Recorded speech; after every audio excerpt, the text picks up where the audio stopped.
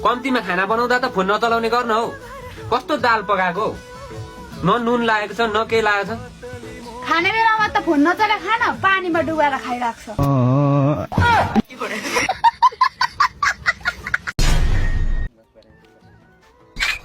हेरेर हिँड्नु पर्दैन, कानको मुनि बजाऊ। मेरो भाइलाई हात लाउनु भन्दा अगाडि मसँग कुरा गर। अनि तपाईँको घर चाहिँ कता हो? मेरो इलाम बजार।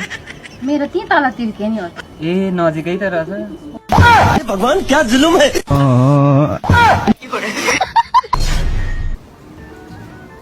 ओइ बुनु सुन्न, तँलाई लाग्दैन तेरो दाजु धनी होस्, ठुल्ठुलो घरहरू होस्, धेरै गाडीहरू होस्, तँलाई त्यस्तो लाग्दैन? त्यो त ठिकै हो नि, आफ्नो दाजु धनी भएको हेर्नु कसलाई मन लाग्दैन र। बरु भन्न मबाट के सहयोग हुन्छ म पनि गर्छु।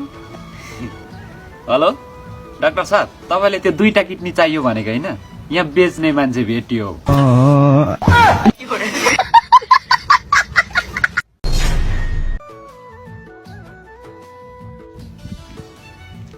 के हो बहिनी, 2-4 महिनादेखि विचार गर्दैछु, जहिले पसलमै मात्र बसेको देख्छु, अरू केही काम धन्दा छैन?